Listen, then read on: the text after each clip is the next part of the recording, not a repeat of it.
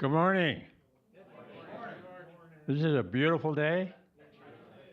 I mean, if you had to go, you guys are lucky. If you had to go to a prostate cancer meeting, can you think of a better place than here? Up here in Torrey Pines, beautiful scene, wonderful weather. I'm George Johnson. I'm your facilitator for today. And we have a great session. We have a session of experts. You know, we've had doctors, but we're getting the experts.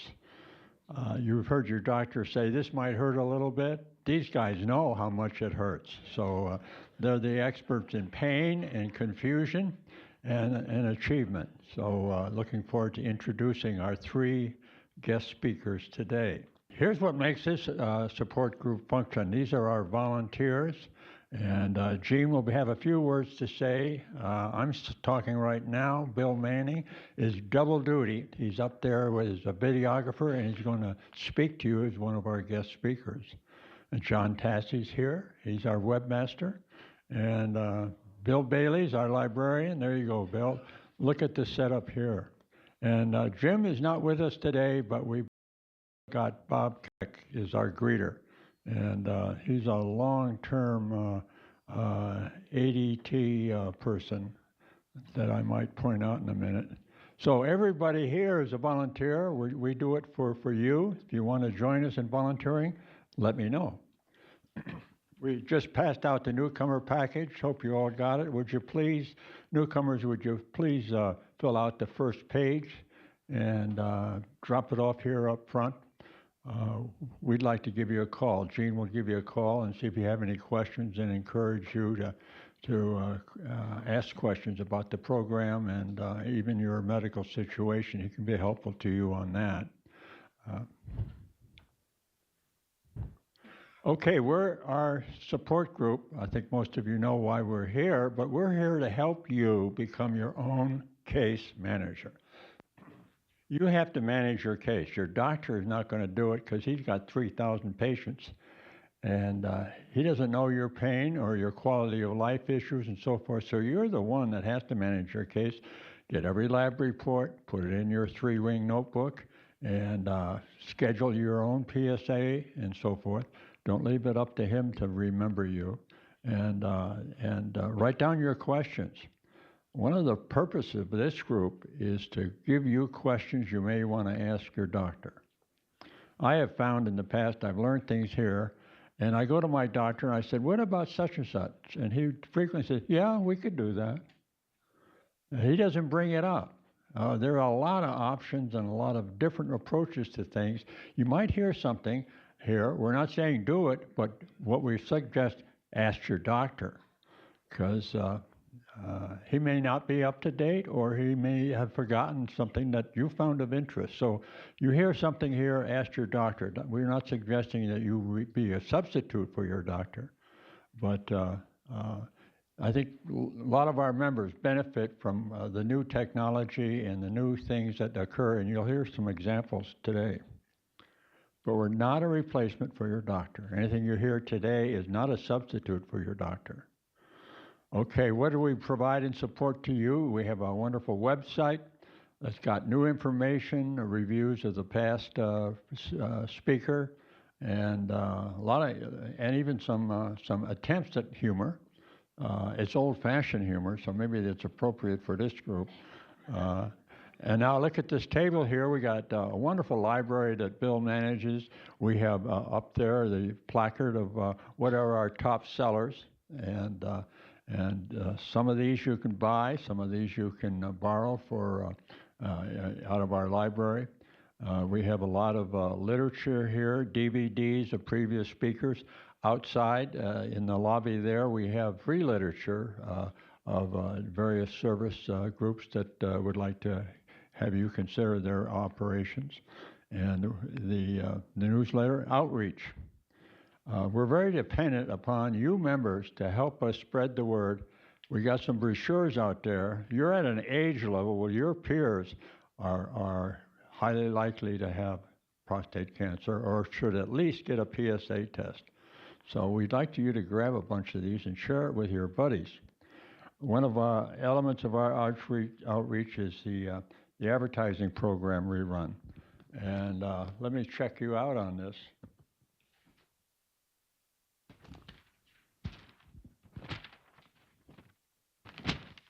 Here's an ad. How many of you have seen our ad? Raise your hand if you've seen our ad. You see it here? You see it there? Okay, it's a good number. All right, here's another ad. We're doing some test ad advertising. And how many saw this ad? Anybody see this ad? Raise your hand. This was in the newspaper. Your eyes aren't very good, are they? Huh? No. There's the ad. One hand. Okay. We're doing some, this is a test, and we might do this one again. So that's why I'm asking you. Okay, there's a thing about advertising. I happen to know a lot about advertising. I'm an advertising executive. It's the placement. This was in the Sunday section. This happened to be on page 22, the second section of the first part of the paper. And so forth. The placement is important. And then, I don't know if you like blue and would be attracted to this. The readership of this compared to the other one is a little different. And it has a different theme and so forth. And that's why we're just testing it to see if it grabbed your attention. Thank you for that response. Did we get what you wanted to know? Yeah? Yeah. Okay. But still, the best source of our newcomers is the friends. Yes, on that yellow sheet we asked, how did you happen to find out about it? And friends tends to be number one, and the ads at number two. So we're dependent upon you to bring in your friends here, because I think once they come, they find the value of it and keep coming back.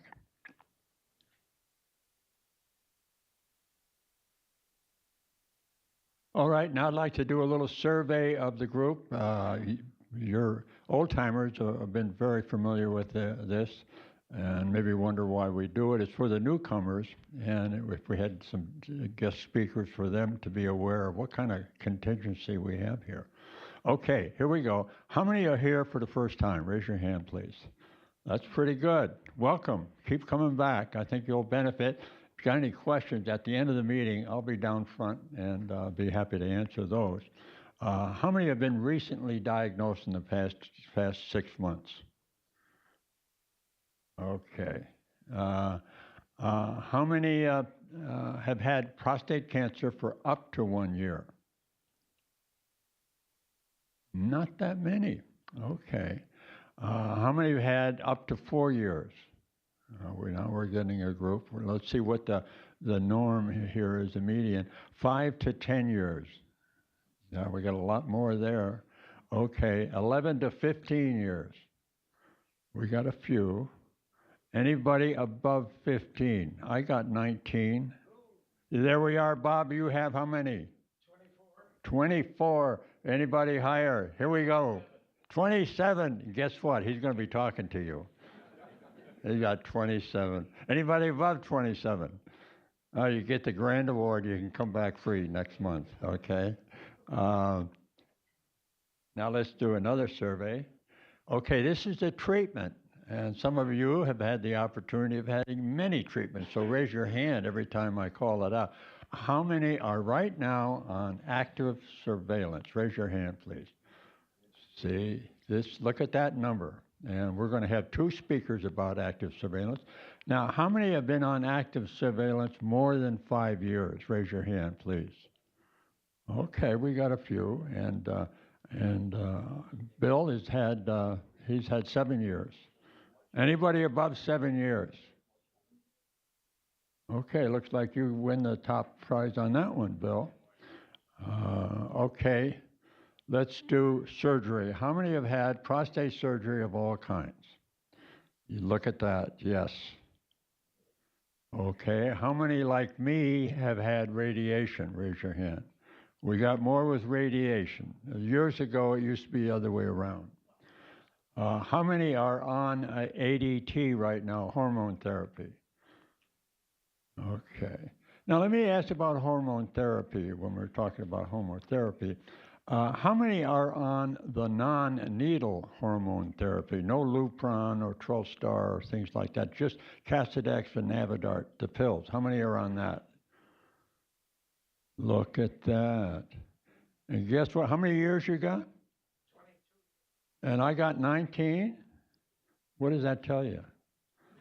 We're going to be talking about this at a later date about ADT because you got options. One of the problems with ADT, androgen deprivation treatment, is that they don't define what it is when they do a study, and it tends to be mostly Lupron or the equivalent, Trelstar and things like that. But there's other options, so we're going to maybe develop that discussion in a couple of months. That might interest you. Okay, chemotherapy. How many have been or are now on chemotherapy? Hey, okay. All right, there we go. And now, here we go. New treatments, Provenge, Xtandi. How many are on those new ones? HIFU, Cryo. Not very many. We're a hard group, mainstream group here. How many have had recurrence? Look at that. Recurrence. That's what goes on here in the prostate cancer field, is recurrence. Because if you have had prostate cancer long enough, which is good, it's going to recur. So that's why you need to be getting your PSA test. All right. How many are undecided what to do next? Our speaker is, I'm undecided. I'm going to have surgery Tuesday. So I'm just undecided. All right. Good of you to participate in this. Okay. We need your support. We need your money. We need bills. We got small baskets. We need big bills. And bills with zeros on it are really attractive when you look in the basket and see a $10 bill, or maybe even a $20 bill. Your donations are tax exempt. I know you regret not giving more last year when you filled out your income tax last month. We're not a medical or religious affiliation, and with that in mind, keep passing those baskets down the row. Pass them down the row. Across. Okay. All right, here's our 6 principles. Repeat these because these are important. Early detection, do a PSA test early. You don't want to do one late. Do it early. We talked about the task force recommendations, which have been improved slightly. High definition diagnostics, we have a lot of discussion about MRI and how good that is. Targeted biopsies versus the 12-core random, do the targeted. Know your Gleason score, and if you got a 3 plus 3 or a 6, that's good news because then you're a prime candidate for active surveillance and not the surgery or radiation. So you need to know that to make your decision of whether you want to go on active surveillance. And then the treatment selection. We recommend second opinions because there's up to 16 different kinds of treatments. Some are effective for you, some have side effects that may trouble you. Okay, today's agenda. We're first going to hear a few words from Jean Van Vliet, and then we've got this panel. First off, we got Dan. Dan's going to be speaking to you. He's a newcomer to the program, and he's going to be talking about active surveillance and some degree of confusion on his part as to what to do next. And then we're going to have Bill Manning, who's been as the director of our program, the videographer. And he's been on active surveillance 7 years, so he's going to give you a little different perspective on active surveillance. And then we got Jack Harrison, the 27 years with prostate cancer. He's had everything, almost everything tested, and he's a wonderful guy. And so we're going to top it off with that. Now, following that, we're going to have a breakout session, and what the breakout session is what it looks like. We're going to have a breakout session, and we're going to cover 4 categories here. And we don't have Denny with radiation. You done radiation? Okay. You mind standing down there and doing radiation as a breakout? So those of you who have had it or want to talk about it or curious about it, meet down over there for radiation, and John will be leading that group. Over here, ADT and hormone, this is Gene will be down in this quadrant, and surgery, Chuck, who's had surgery, will be up in that area, and then Bill, of course, with active surveillance. I'll be down front if you're puzzled what to do, or if you're a newcomer, in case you want to talk about that. So that's going to be following the formal presentations. So, I'd like to start off with Dan. Dan, you want to come front and center? Oh, okay. Excuse me, Gene.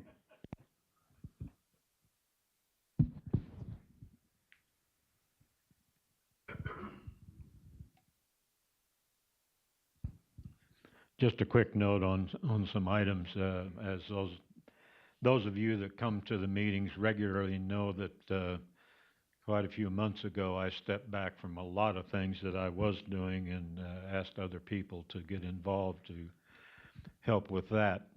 And I just thought it'd be good if they got to see their faces doing the newsletter now. Wave your arm, Bill Lewis. These people are doing a good job now. Yeah. Right? The summary part of the newsletter. Yeah, that's correct. Yeah, he's doing the recap of the meetings. I'm sorry, I should have defined that. The guy that really does the whole newsletter is right there, Steve Pendergast. Doing a good job. And not too noticeable here, Chuck Grimm. He sets up the meeting.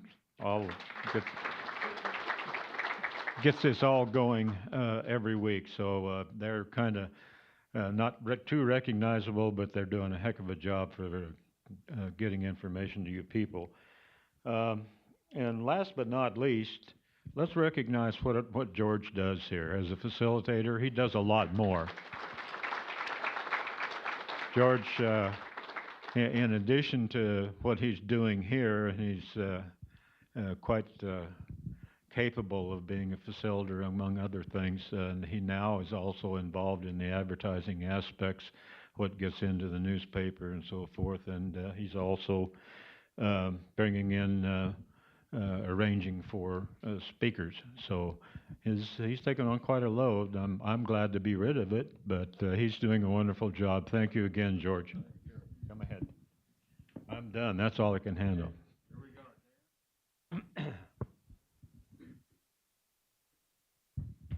This, make sure you hold it real close.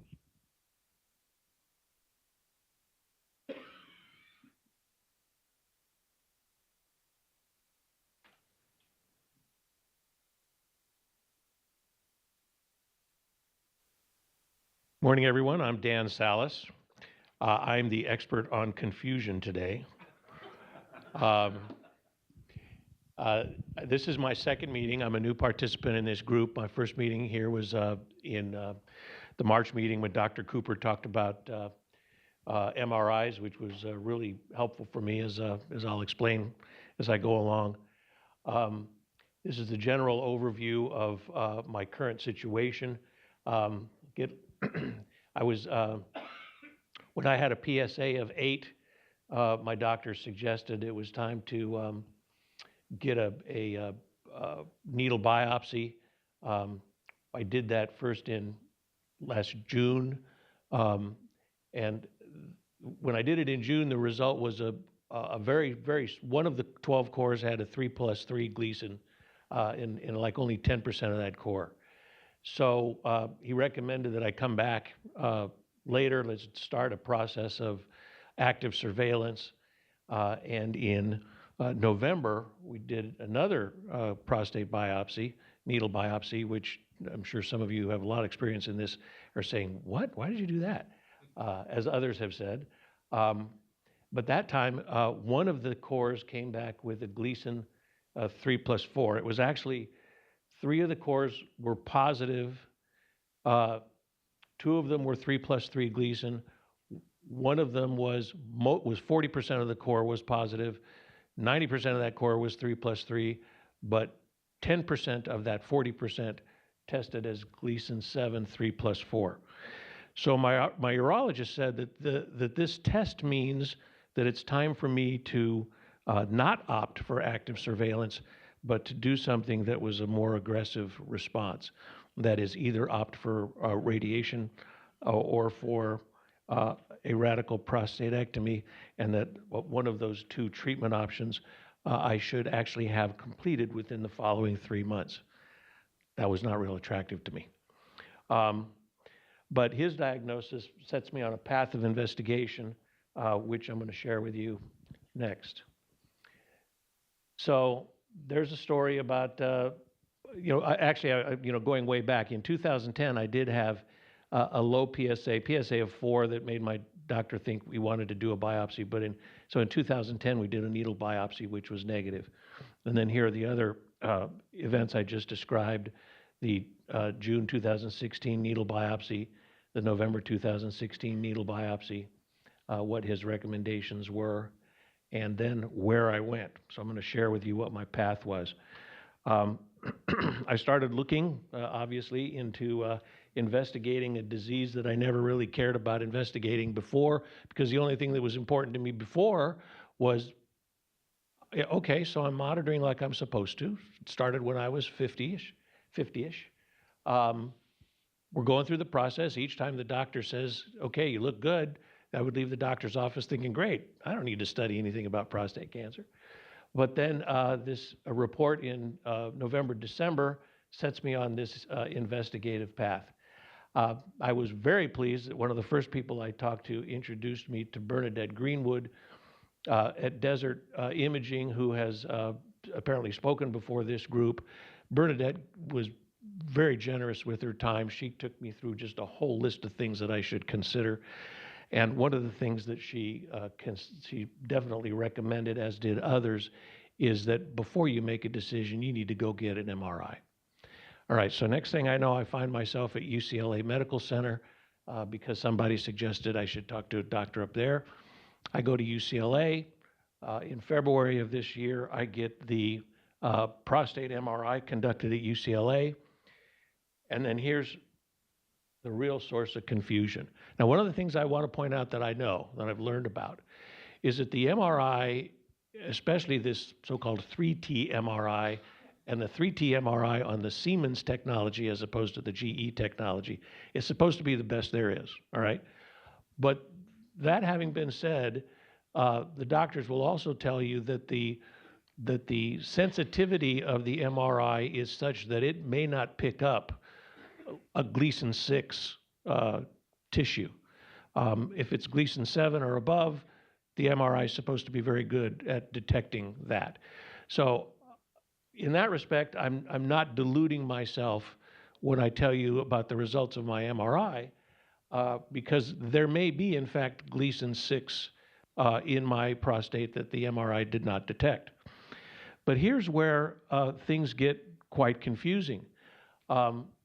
The MRI comes back with a report. The first thing I do is I see the report, and the report says, we find no measurable prostate cancer in this prostate. Basically, I'm clear. I recognize I'm clear above Gleason 6, I guess. Or yeah, above Gleason 6, I'm clear. So now that makes me quite confused. And I will say also that a thing that I'd recommend that others recommended is if you do get an MRI, have the provider give you a disc of your MRI so that you can then take that disc and share it with your other treatment providers. I did that. I brought my disc to Ross Schwartzberg, who's also spoken before this group before. Dr. Schwartzberg is a highly regarded local radiologist. He sat me down in his office. He looked at my CD of my MRI.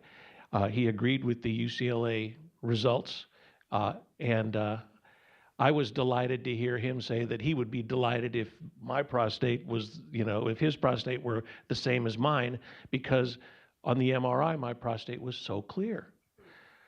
All right, so what the heck does that mean? So I'll take you through, let's see if there's anything else we missed here. Oh yeah, the other thing at the bottom here is the point about the size of the prostate.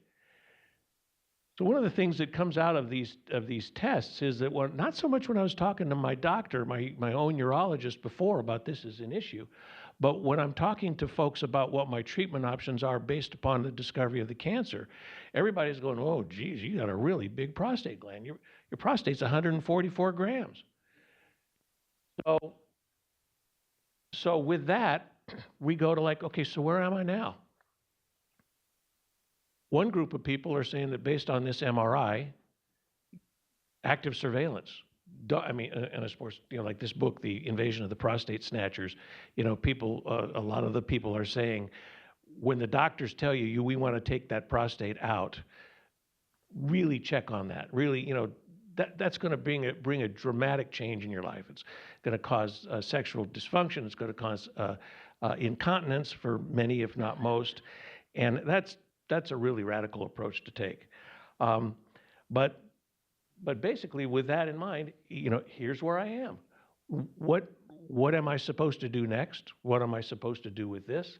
Obviously, I'm leaning towards active surveillance. I'm not leaning toward a prostatectomy. But I got to tell you, that's what's interesting is that where I feel like I've basically escaped the prostate snatchers with respect to the issue of prostate cancer, the doctor up at UCLA, when he sees the size of my prostate, he's telling me, you got to get that thing out of there. And I'm not real pleased to hear that. But anyway, this is where I am. This is my story. I probably speak more to those of you who, like me, are newcomers to the group, but I also speak to those of you who have a lot of experience here because I'm really looking forward to being a part of this group and receiving your guidance. There we go. So here are my conclusions.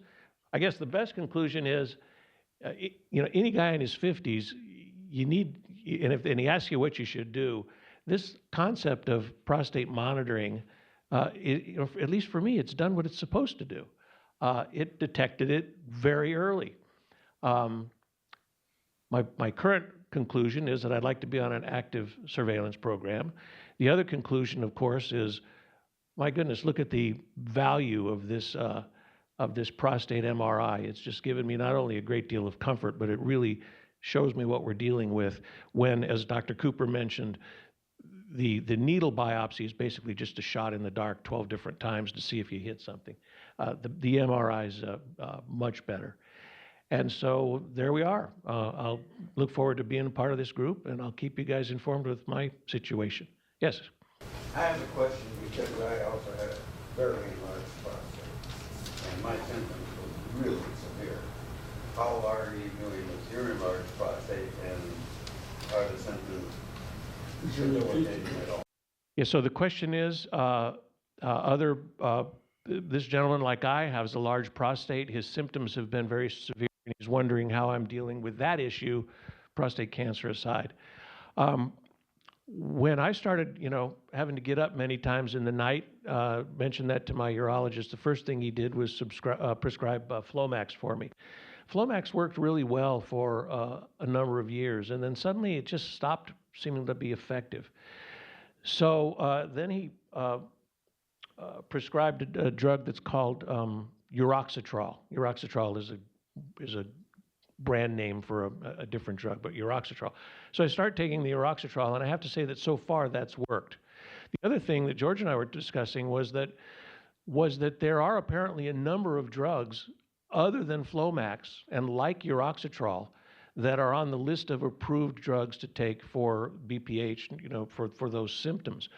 And the way I found that out was that when I went on Medicare, my Medicare insurance specialist said, hey, I found a drug. I found an insurer that will cover the combination of the Flomax and the daily use Cialis, which apparently also helps reduce the size of the prostate, because that's expensive. So if you find an insurer that'll cover that, that's great.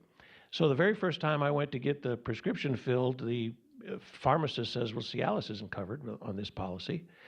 And then, so when I looked into it, I found that the insurance company says, well, if your doctor will certify that you've tried each of this list of about 4 drugs, and none of them really works very well without a second layer of Cialis, then we'll cover it.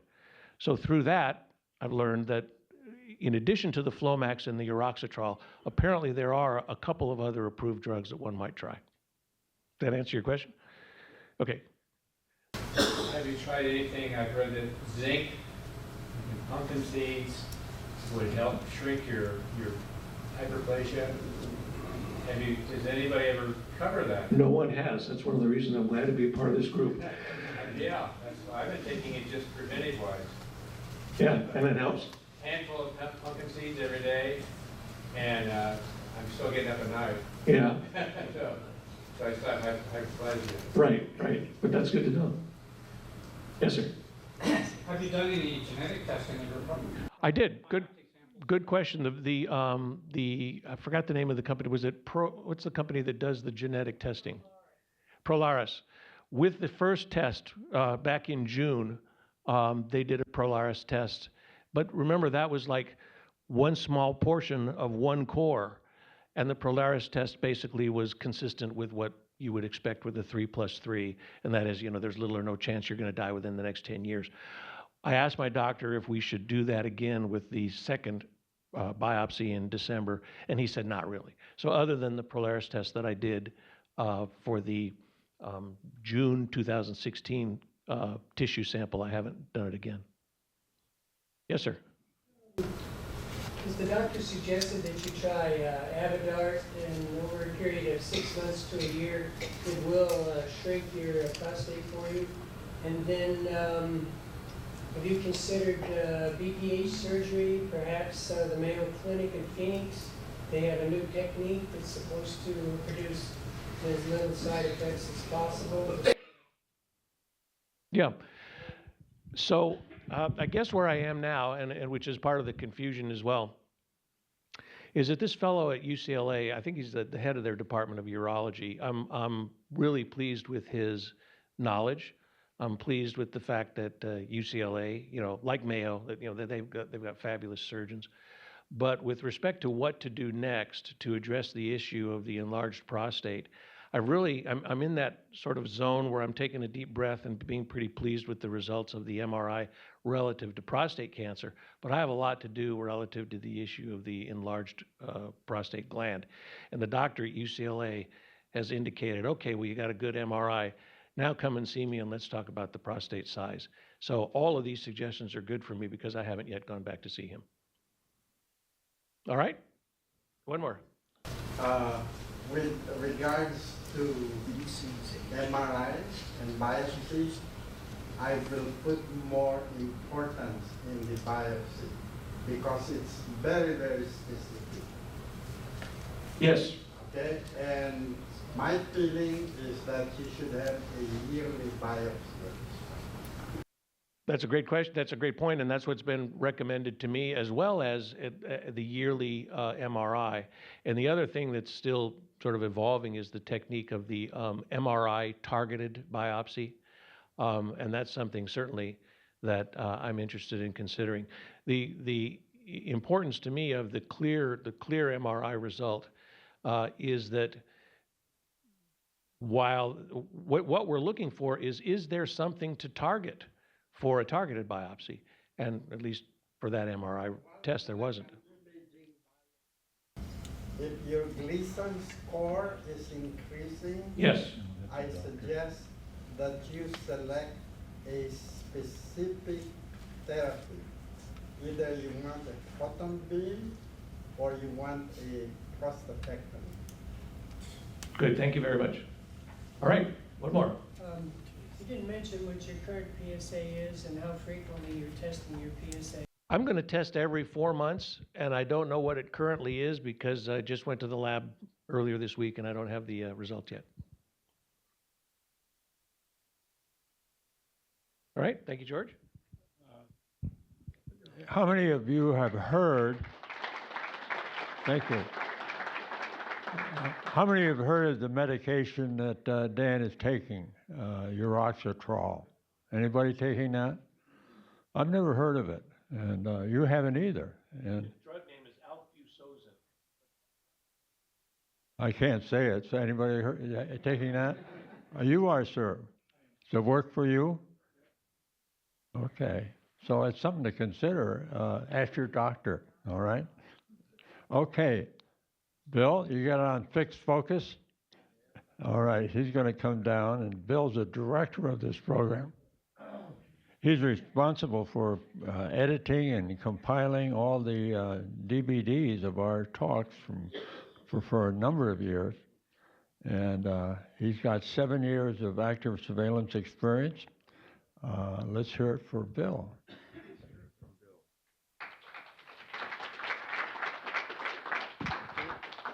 Yeah, that's good. So there's my one and only slide. Pretty, pretty dynamic. Okay, so going on George's outline, I will be 65 very shortly. Welcome to Medicare. I'm obviously a videographer.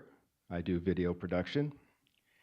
And as you can see, I've had an interesting trip with my PSA, starting, well, actually this one starts in 2005, but I've got it all the way back to 2000, where it was 2.4 something. So my current PSA is 7.7. And basically how all of this started was with a life insurance application. And I thought it was a non-event until they called me up and said, you have a PSA of 4.1. Obviously, you're going to die, so no dice. And I was rather shocked. I didn't really realize there was that magic threshold that basically put you 1 foot in the grave. But needless to say, they said no. So I thought I would be a smart person. Was and still am a member of Kaiser. So I went and got another PSA test. Well, surprised, that one came out at 6. So this was a little bit of a holy you know what moment. And I was immediately told I had to have a biopsy, which I very willingly did. Ha ha. So I had a 12-core random biopsy. Came back 3 + 3 out of 1 core of 5%. Pretty damn low. And granted, it was random, but still, this was pretty low. But in spite of its very low reading, I was told I was an excellent candidate for surgery. Well, of course I was. You know, it would be a slam dunk. Nothing could go wrong there, right? So I was also told radiation was a good option. I was told ADT was not. So at this point, when I told my wife this, my reaction to this was that this was a problem to be solved. Her reaction was, when do you sign up for surgery? And, you know, I don't blame her at all. It was, anytime you hear the C word, you know, we kind of have this automatic reflex of what's next. And we always think the worst. And I don't think the worst. So I said that I was going to do some research and start looking into this. And she said, well, I'll give you, you know, a week. Well, not really, but at any rate, so I went ahead and started researching it, and I went to a support group at Kaiser, which was helpful. And then my good friend Ron told me about this group that met out in La Jolla, and I should go see them. And I did, and I never stopped coming. And this was 2009.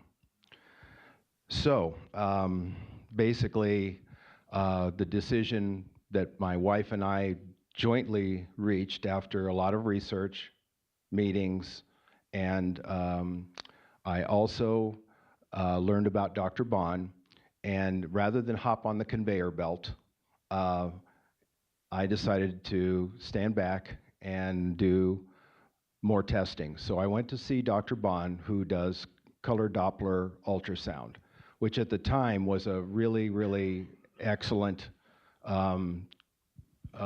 imaging process. Dr. Bond is an expert at this. And so he did a test on me. He looked everything over and said, well, you know, I don't think you need any treatment. I think you're okay. And, but I want to see you in another 6 months. So I went back later and had another PSA done, went back to see Dr. Bond 6 months later. He did another test, said everything looked fine. Keep on active surveillance. I said, I will be happy to do that. So at that point, my course had basically been set that this was what I was going to do. I would get PSAs twice a year, get a DRE once a year, see the urologist once a year, and just keep monitoring it. So as you can see, there was that big spike, that first one. That's what warranted biopsy number 1. Then later on, in 2013, when I went to see Dr. Bond, he did another test, and he wanted me to do a biopsy, which actually, let me throw one other thing in here. My urologist at that time was of the mindset that you get a biopsy every year, no matter what, period. And I said, no, thank you. He didn't like that. He was then replaced by another urologist who actually had the opposite. He had completely the opposite feeling on that. And his feeling, as was mine, that unless there's something obvious, something new, something big, something changed, there wasn't a reason to do that. However, when I went to see Dr. Bond, he, not liking the idea of the biopsy being 4 years ago, of it being random, he really wanted to do a targeted biopsy, which the color Doppler ultrasound really lended itself to very, very well. And I said no. And he said, well, I want you to. And I said, well, then give me a good reason and I will. So lo and behold, since he'd already had 3 tests up to this point, the 4th one did show something different. And he said it was suspicious. Well, I guess that was a good enough word, so I said, fine, do it. So he did a 7-core targeted biopsy, key being targeted versus random. So he did a targeted biopsy, and this was coincidentally in the area where the first core, the 3+3, which by the way was T1C, had been found. So he looked again, or he did the biopsy. 7 cores all came up negative. Nothing. So I not only had a better biopsy, a targeted biopsy, but on top of that, it came out negative. So I thought, well, this is kind of interesting. So maybe a second opinion would be a good idea. Now, normally you send it to someone like Johns Hopkins or Mayo or some very well-known established, but I thought I'd try something different. I was going to send it for my second opinion back to Kaiser. And actually, when I asked them about that, they were very surprised. Probably like no one on the planet ever does that. It's always the other way, you know. Everybody wants Kaisers double-checked. Who on earth is going to ask them for a second opinion, you know? But I thought, you know, since they had the original pathology, they had the original sample, why not give them a shot at it? And lo and behold, they concurred it was negative. So, not too shabby. So here we are at 2013. Then I had another spike, a pretty good one. And by the way, I was diagnosed with chronic prostatitis and BPH. Those little X's, that's my prostate size. And that is an obvious contributor, along with the prostatitis, to the climbing PSA. And many times I had been confronted with the whole idea of having this high number PSA, and yet Dr. Bond put it in very, very simple terms. And based on PSA density and the size of my prostate, he said, well, you know, you should actually have a PSA of 7 to 9. That would be normal for you. And so this whole thing of having 4, I mean, what a gift that was. So the thing is that over time, this is where we've gone. I had this pretty big spike in 16, but in 2015, I decided that I was going to get an MRI. And it's not because of my lack of trust of Dr. Bond. I trust him emphatically. However, it's pretty clear that where the technology is going is MRIs. And so I went and saw Dr. Schwartzberg at Imaging Healthcare Specialist, had a multiparametric MRI in 2015. He reviewed it, and he said it was negative. And again, as Dan pointed out, the issue with the MRIs is that basically if your cancer is so low that the MRI doesn't pick it up, it doesn't mean that there isn't something in there, but that also brings up the question of whether a 3+3 Gleason is even cancer in the first place. So that's a whole nother subject. But the point is, Dr. Schwartzberg felt that active surveillance was very, very appropriate. When you get an MRI, you're supposed to get what's called a PRAD score. It's between 1 and 5, 1 being pop the champagne, 5 meaning, well, we'll see you next week. And my one was PRAD 2, so pretty low. So every single thing that I've done has been pretty well confirmed that whatever I have, be it a very, very low-grade cancer, and you know, the thing to remember in my case is I'm one of the rather lucky guys that has, because of the PSA being under 10, because of the one core under 50%, and all the other criteria, I fall into this category called very low risk. And what very low risk equals to me is no treatment. So I have had no treatment of any kind. What did I do to come up negative the second time? Well, I did change my diet, didn't change anything else in my life. But there's also the other question of whether my first diagnosis was correct in the first place, whether it was a false positive. And it could have been. And that then leads to the other question of if it was a false positive, I probably would have been a pretty mad son of a bitch if I had had that thing yanked out, only to find out that, oops, there really wasn't anything in there, but you didn't need it anyway. So, you know, I actually heard someone say that once. Well, you don't really need it anyway. Yeah, okay, that's fine. So as far as where I'm going to go from here, it's exactly what I'm doing now. 2 PSAs a year, DRE, urologist appointment. I will be seeing Dr. Schwartzberg again this summer, and I'll get another MRI. Whether I do that every year or every other year will probably depend on some factors, PSA being one of them, the urologist's opinion, but basically that's the course I will do until something determines that I need to, you know, step it up to something else. But I'm delighted in how everything's turned out. I have to get up sometimes once a night, sometimes twice a night. I can live with that. If that got dramatically worse, then I would probably have to deal with that.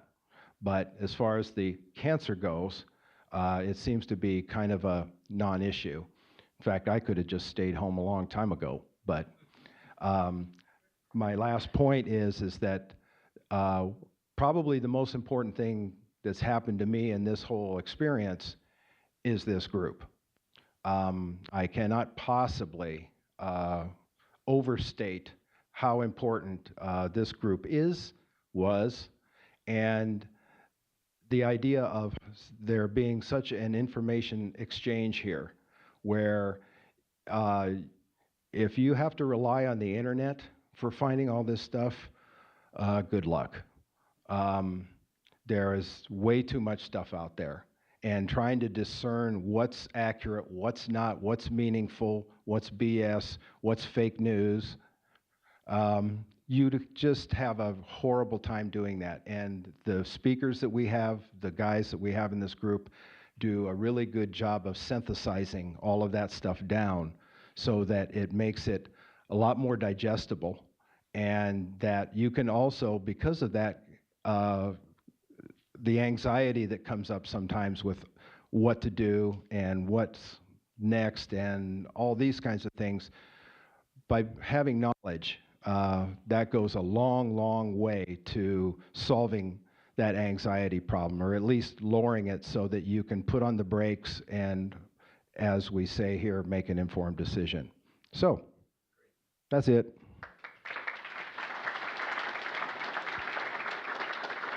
Gordon. Thank you, Bill. How do they measure the size of your prostate? You have the X62 and another X8. How do they measure how big or small your prostate? When they're doing the ultrasound or the MRI, they can measure it. When they do that? Yeah. Yes, sir.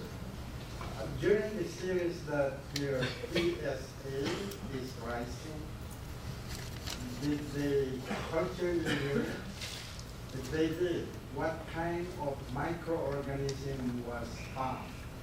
Were you ever treated for prostatitis? Mm-hmm. And for how long? I was diagnosed with the prostatitis years ago, and it was labeled chronic, meaning you've got it off and on all the time. And, you know, obviously removing the prostate gets rid of the chronic prostatitis, but I'm looking for plan B. Yes, ma'am. Curious, when you're talking about diet, what are you doing? What diet are you following? Or what are you doing to correct what you were doing before? Well, it's a very healthy diet. If you'd like more detail on that, I'll be happy to talk to you. Right up here. Sure. Ron. Have you talked to the doctor who recommended surgery and since all this experience to see what he feels about your situation now? No. I did actually go to the surgeon. I did actually, my wife and I both went and sat down. And in fact, that was probably one of the turning points for her, because now all of a sudden, you know, the reality of the treatment and everything was kind of staring us in the face. And I hate to say the word eager, that might be a little strong, but it was this, you know, okay, well, we can get you in 3 weeks kind of thing, that it kind of disturbed her. Well, I mean, it pissed me off, but it kind of, she was alarmed at this and thought that this just didn't quite feel right, and it felt rushed. And so, at any rate, that kind of brought her over to my camp, and she goes, okay, let's look into this. Let's really learn more before we go back and see him. And I never went back and saw him. Ecstatic. Ecstatic. Yes, sir. Are you taking any medication for your prostate? As far as pharmaceuticals, no. I have tried some natural remedies. I tried saw palmetto for quite some time, and honestly, it didn't do anything. I'm trying what's called nettles now. So I'm trying more natural remedies that, you know, are kind of borderline. But as far as a pharmaceutical, no. Going. Just to give you a clue, the treatment of chronic prostatitis is 3 months continuous antibiotic. You never stop using for 3 months.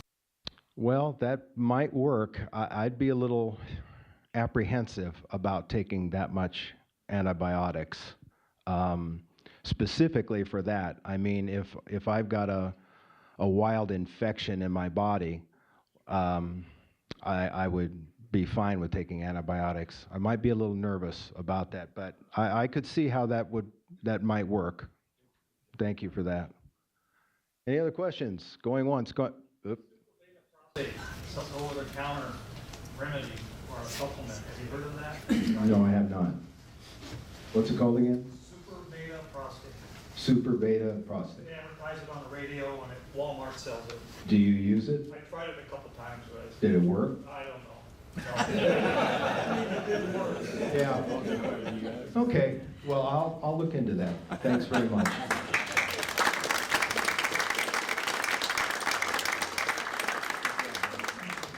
Thank you, Bill. Bill brought up something that I wanted to emphasize for you guys. Take your wife with you on these kind of important meetings with the doctor. Then they get a better appreciation. I remember I took my wife with me when I went to see Dr. Almeida for that very thorough C11 scan. And she heard things that I didn't hear. It got her involved and more in the program, and she appreciated what I was going through and so forth. And she became much more supportive of what I was dealing with. But the critical thing is that she heard things I didn't hear. And I'm an engineer and I hear everything, but my mind stops working when a subject is mentioned and she keeps hearing what happened in the next 3 sentences. And so she was very positive about things, and it was something that started our sharing situation. So good to see you spouses here with your husbands. I think it's a very good asset of this program for you folks, women to come. All right, next, here's our award-winning Jack. I want to think of him as Jack Armstrong. And remember Jack Armstrong, but Jack Harrison. And are we set up for you here? Jack has been here. How many years have you been coming to our group? Well, I started back when it was down in the church above. That's when I started the group. That's 10 years ago. Okay. And okay, there you are, Jack. That's me, all right. I second the aspect of the importance of. This is okay right here.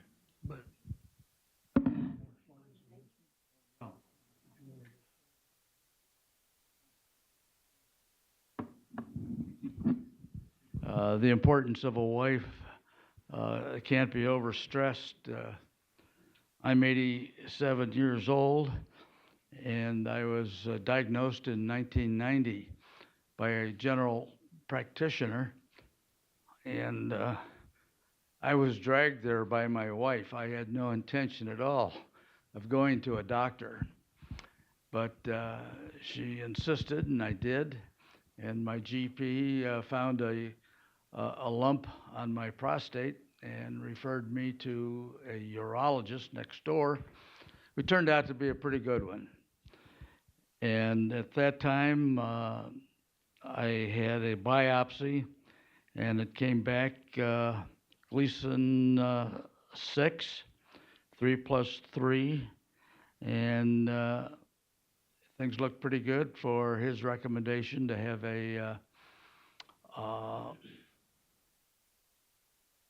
prostatectomy. Carrie and I were not convinced of that, and it's just amazing back in 1990 how little information there was. We went over to UCSD and got down into the basement of their library researching prostate cancer. We interviewed radiologists, and we interviewed another surgeon, and decided, okay, we'll go ahead with the surgery. Let's get to the, are you finished? Let's get to the next one.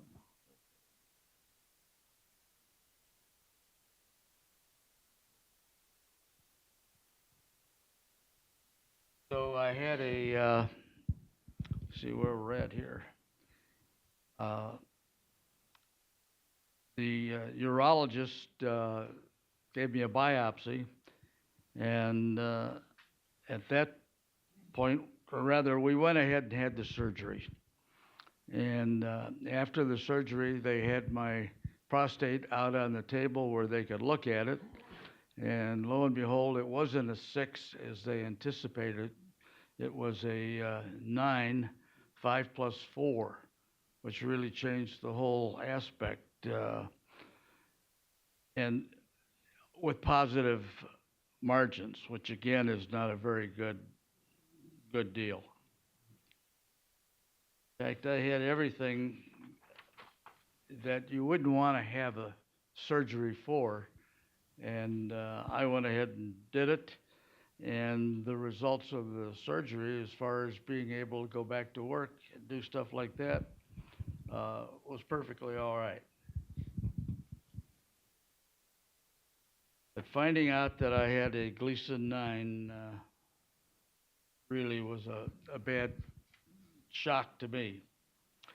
Then at the same time, after I had the surgery, the doctor turned over the results to a tumor board here in San Diego, which apparently is a group of doctors that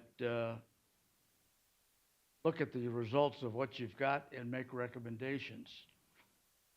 And they recommended radiation, which I had, and that was 9,000, let's see, we had here 6,000 rads, external beam radiation, 8 weeks. I had no real side effects, and I felt pretty good and was able to go back to work. Started then looking for doctors because I had insurance with the company that I worked for back in Pittsburgh, Pennsylvania, and it was Blue Cross of Pennsylvania. And they sent me a nice letter and said, well, we were glad to handle the cost of your surgery and your radiation, but from now on we can't. You're going to be on your own. So at that point, I was still 60 years old, and it was a real task to find help on that score. I did, however, find out that, and I don't know whether they still do it, and probably with Medicare and so on now, it's not necessary, but the state of California did have a plan for people who had prostate cancer and were uninsurable. Life went on at that point, and I had an undetectable PSA after the radiation. In March of '93, which would have been 3 years later, it was 0.15. And then October of '94, it was 0.48. In March of '96, it was 3.5. And in April of '97, it was 8.9. Now the aspect about it, I was so doggone stupid at that point, I didn't realize what was going on. And the doctors that I had didn't point out the fact that, hey, you've got an aggressive prostate cancer that's moving right along. So at that point, I started with Lupron, Casodex, and the PSA dropped down to undetectable. I had all of the standard after effects that Lupron gives us.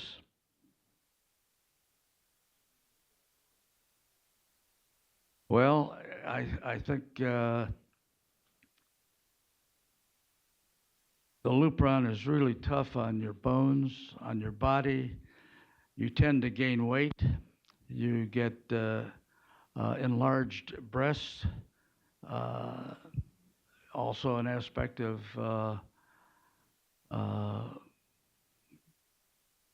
in combination with the surgery, you can have incontinence, which I have also.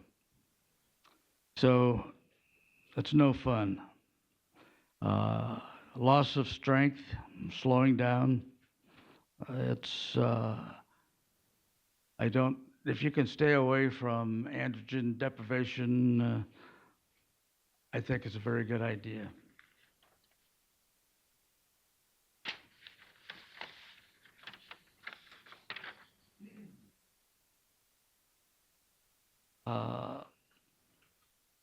Right now, I'll tell you where I'm at. I have a PSA of 2.91 and a Gleason 9, and I'm T3C. I have bone metastasis to the spine, ribs, and hip.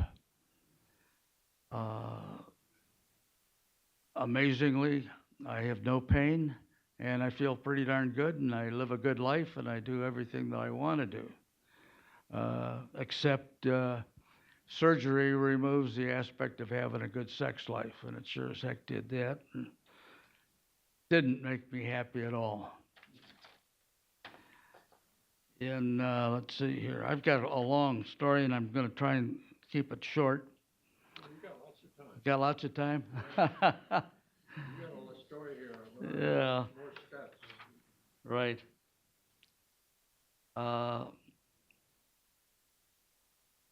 I started the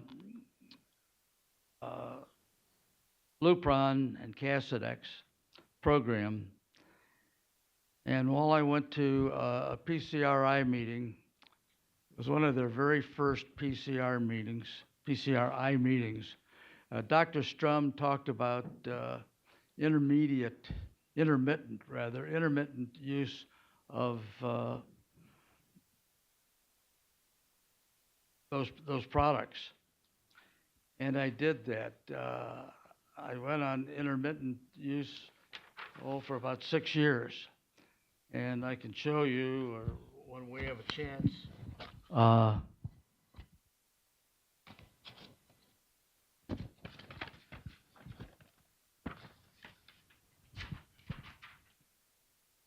I managed this. As my PSA went up, I would go back on the intermittent program. As my PSA went down, then I stopped taking everything. And that's the way I did it for, 8 to 10 years. When I finally got a hold of a urologist, nobody would agree with that. That was the way to do it, that taking intermittent care was not a good way to do it, but it worked for me, and I thought I was able to regain some of vitality that those products took away from me.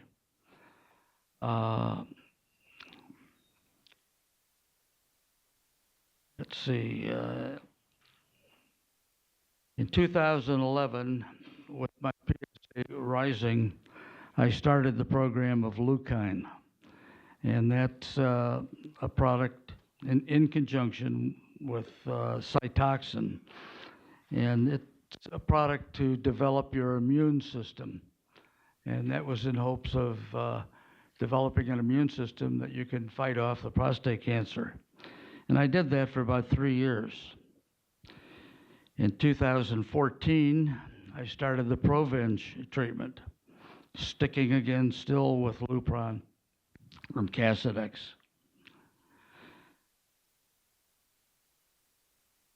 And I stayed with that right up until, late 2016. I started with Zytiga, and that was with Lupron and Cassidex. I've done well on all of the programs that I've been under. It's amazing that I feel as good as I do, and I'm able to do what I want to.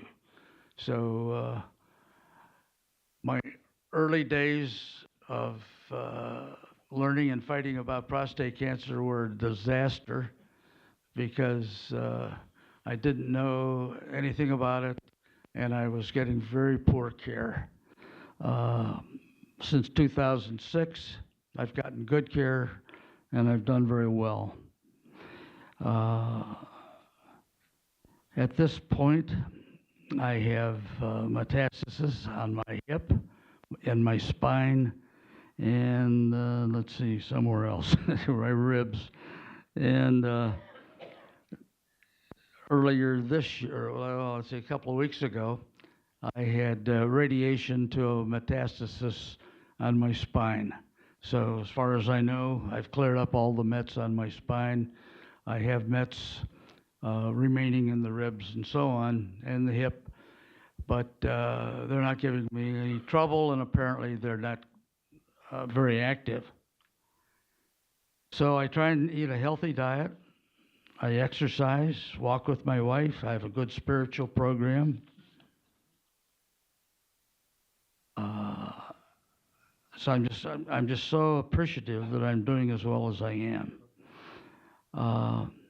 The things that I would like to leave with you guys is to be sure you read and understand the Parton tables before you do any decisions on surgery.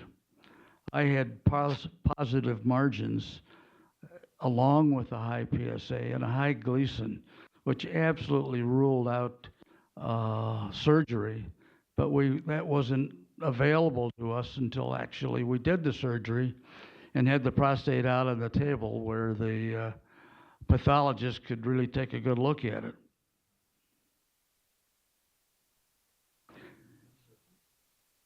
My only regret has been doing the surgery with the limited amount of information that I knew at the time. And that really made it much more difficult later on. My program now is successful. I'm doing very well. And I'm looking forward to attending this meeting for many, many more years. So thanks to support groups like this, I've been able to learn so much more, and I feel that I have a good outlook, and things are going to go well for me. I want to suggest to everybody that they subscribe also to PACT. It's a wonderful magazine. It's free, and they have a tremendous amount of good technical information. What's the name of it? The name is PACT, P-A-A-C-T. Out in the lobby. Copies out in the lobby. Yeah, it's terrific.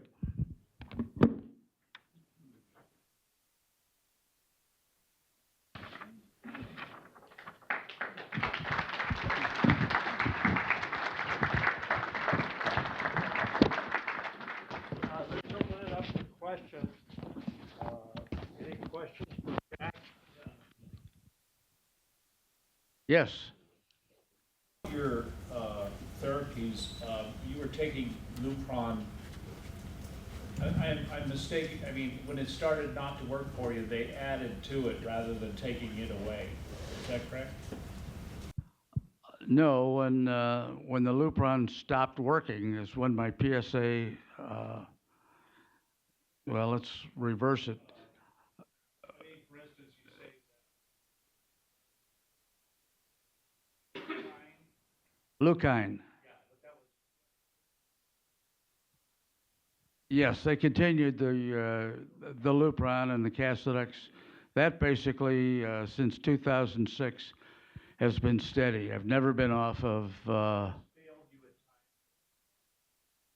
Well, no. Back when, prior to 2006, I was managing my own PSA, and as my PSA went up, I would go back on Lupron. I would get it down to close to undetectable, and then I would go maybe a year, 2 years without taking it.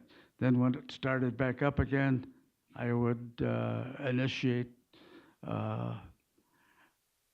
the program again of taking that. Yeah.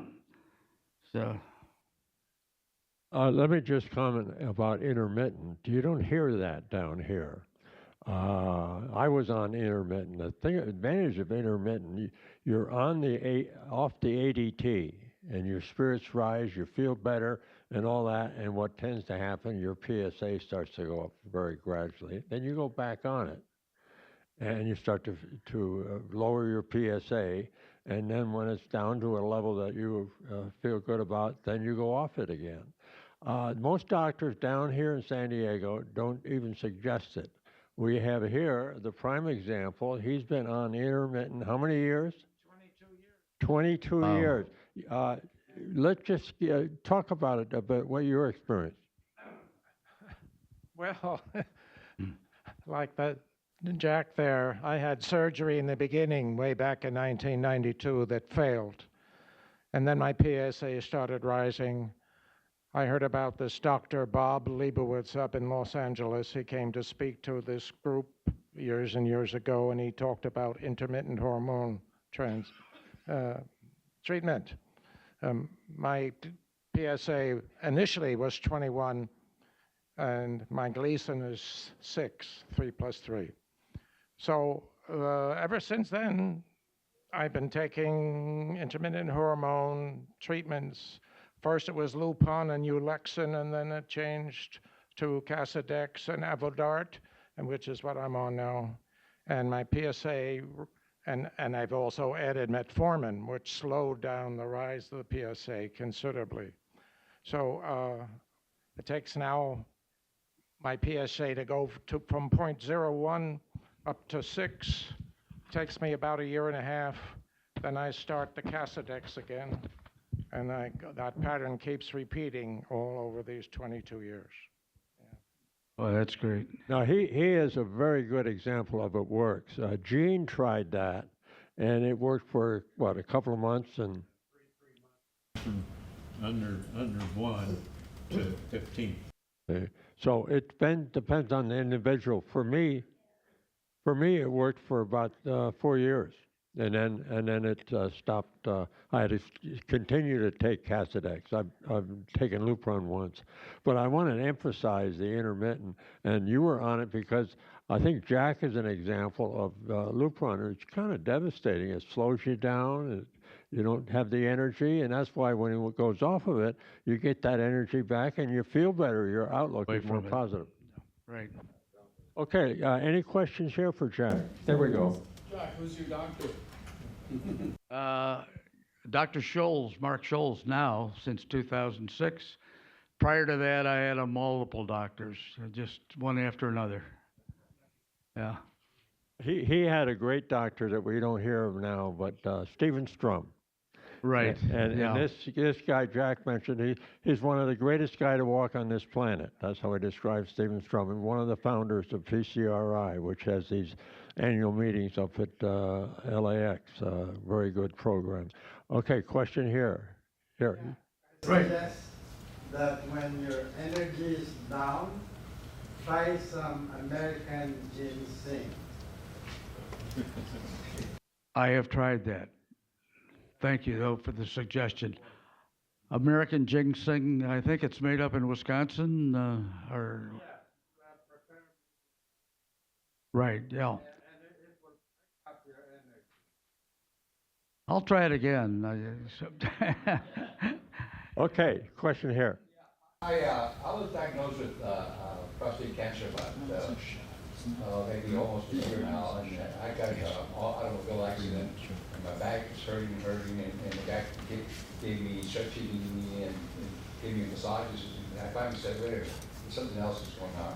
So they did an MRI, and it was prostate that spread through my back. So I went to a urologist, and the guy said, yeah, we can handle this. It's in there. So then you got to go to an oncologist and to treat this. You got prostate cancer, and they get a PSA of 1,800. I don't know about that, but they're 1,800. The guy goes, whoa! So they put me in radiation, and he gave me a shot of Lupron and another one for the back, where it's called. I'm trying to remember the name of it's just to stop the cancer from spreading in the back. It's called You know that famous movie star that died from cancer? What's her name? She was blonde. Farrah Fawcett. Farron. That's it. I think it's Farron. They gave Farron to stop the cancer in the back, and then the guy gave me a blueprint. So then they say, okay, come and see me, take the radiation, and they give me 2 shots right away, boom, right. So come and see me in 3 months. That's the script screen, okay? So I'm from New York up north, so I didn't know anybody where to go to. So I got panicky, so they were available. So that I just said, this is the only way we can handle this. You have to trust us and take it. So I take it. So then I went back, and the prostate, the PSA went down to 300. Okay, and the back, the cancer stopped. They did biopsies and stuff like that. So anyway, to make it short, he has given me going 3 months, 3 times already treatment of the lupron, right? And the last time I went was like about a month ago, and it's down to 1.4. Okay. Wow. Well, yeah, 1 This is really good. But I said, sir, it's like I'm finding these side effects that are really killing me. So I used to be a little sports guy and everything, and now I can hardly do anything, and I feel I get this anxiety attack, I get this depression, and basically I have no energy. I mean, can I, what's the deal here? Do I want to get out of this, loop run, and then have a little rest period, and then, run, and then he says, well, I might just put you on a 6-month one, because right now I'm having to come back every 3 months. But I might get one where it was lower, so you come back every 6 months. And I said, I heard, just, by word mouth, that there was some, where you could take some time off. That's what you're talking about. And so somebody told me about this meeting over here so you get more information and everything else. So that's why I'm asking you, is when I go back to them, should I just say, hey, listen, if my PSA is 1.0, can I get out and sloop around for a while? Because lately, the last month was really hitting me really hard. Depression and anxiety. And all right, I have a suggestion. Join the ADT group of genes, which will start in just a few minutes, and they may discuss that with you, okay? Any questions over here? Over there? Well, one thing I was going to add is that Margaret Thatcher, I read this every once in a while, you may have to fight a battle more than once to win it. So let's go on the road to the cure.